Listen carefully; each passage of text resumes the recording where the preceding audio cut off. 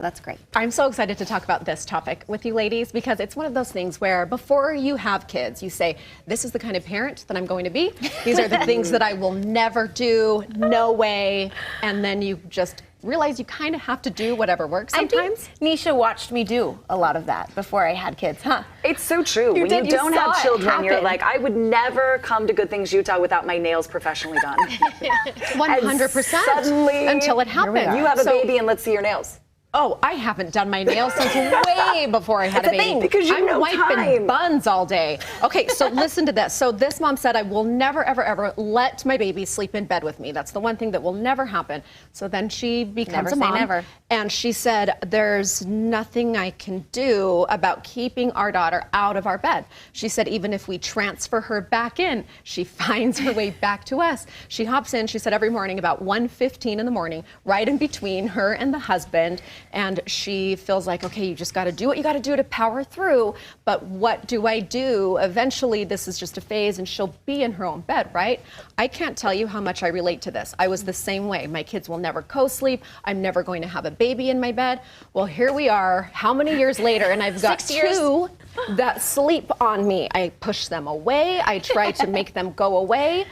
I don't even know how to break it now. Is it because sleep is so important that you're thinking, I don't care how I'm going to get this sleep, just we're going to get some sleep? I think that's the point you get to. Well, if the kids are fussy, right, and the one thing that gives them comfort is to be by mama's side, and then it's just the battle that you don't want to do every night. Or you know it's not just going to be one night, it'll be several or an entire week. Yeah, and here we are. It's a slippery You slope. have the best intentions, and I get it. I think if the super nanny were here, she would be like, take them out, put them back in their bed, and do it every single time until they understand. But same with sleep training.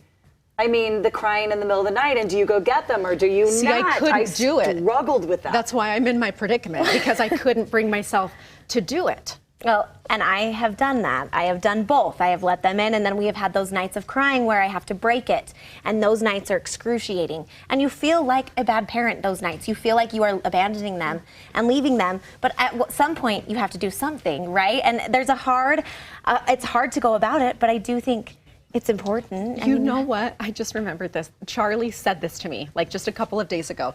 They were both on me, and you know when you just feel touched out? Yes. And you're like, yes, touched out. I love that. And I was like, no, don't touch me, please. Like, stop. And he goes, Mom, we just want to love you. Let us love you. That's it. Get in my bed. I know. So anything for you. Come on. You say, okay, fine. Natalie used to call out names, right, when you're sleep training, and she would start with Mom, and then she'd move to Dad, then she'd move to Nisha. Then she'd say, Nisha Mom. Then she would say, anybody? With a question mark. Like, just somebody come in and save me. Oh my goodness. It's that desperation, and then how do you ignore that? You can't. No, I was laughing in bed. Nisha Mom? Misha Mom. Yes, somebody. Okay, well, speaking of kids and the holiday season, right? We talked Toys for Tots. I've had on my mind a lot this season how I can ground my kids and kind of bring them back to, I feel like they're often just asking me for things. Mom, I need this, I need this, I want this, I need this. And I'm trying to find ways that will help bring them back and ground. And I think this article does a beautiful job of giving them ways to kind of give back and to think outside the box. And I thought they were clever. The first one, send holiday cards to those serving in the military. The kids love to draw. They love to create something and tell them where it's going. These are people who are serving our country. Yeah. Send them some cards. The next one was provide a hands-on experience fighting hunger. Have you done this with your kids, taking them to feed the homeless? We haven't, Or honestly. a soup kitchen. Yeah. I want to. I want to this year. Can we make it happen? We did this, and can I tell you the perspective that they gain in just, I don't know if it takes 2 hours or 3 hours or whatever time you can spend, is definitely like puts them on a different path. It's life-changing. It has to be to see that and to see what people are actually going through. And then perspective for what they do have, right? With all their wants that they have this time of year. I think it's important. This one was really fun. Help furry friends, those in a shelter. You can make dog biscuits or dog treats and take it to a shelter. That's super and cute, feed too. the dogs. And I do know our shelters are really full right now, so that's a fun one. Teach your kids the importance of earning and giving. Assign them chores, give them some money for their chores. Another one was sidewalk chalk messages, just in your neighborhood. Cute. Go outside to your neighbors and just give a little sidewalk chalk. Happy holidays. Not today. We care about you. No, not today. You're They right. know where to put the chalk. Can I ask you, do you have your children give each other gifts? Do you ask them to do that during the Do holidays? I do you that help this year? them do that? Should I do that? Siblings. Siblings? No, we haven't done that. You haven't done that? No.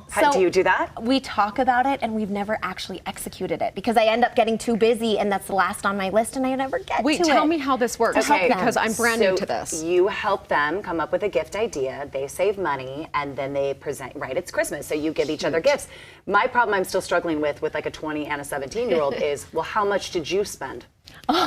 What's our budget? So then our chat is, you don't spend the same, like that's not what this is about. You don't need to know exactly what the other person spent and you don't want to spend any more. But what if It's someone's the spending idea of $100 and giving. the other spending $20? To me, it's the idea of giving. Okay, okay. It's the idea. And I'm not against putting a cap and say, hey, $25 or Yes. $50. I think that's a good, give them a little realm of where they're going to spend. But I do think giving each other a gift No, is it's so important. important. And that's probably what they'll remember And the to next gift year. it to each other, and we started this when we were little. Like they were Yeah, should I start it now? We started it early because you need to save your money to do something special for that person in your family during Christmas. I love this idea. So yeah, and it can be cereal. Yeah, So- a It could be- drawing. right, Draw exactly. a picture for brother. This is one of the hardest things I have. When I think of Christmas, I think last year, kids, what did you get? They can't even remember what they got. Maybe they remember one gift. And we do so many things. I mean, Santa, and then, so I'm thinking those are the gifts they're going to remember that their siblings Yes, are for giving them. sure. They're not going to forget that. And you're right, you could make them, and they could make the gifts. Art Just project. draw a picture. Something simple like that. But I thought these were cute ideas. That is really cute.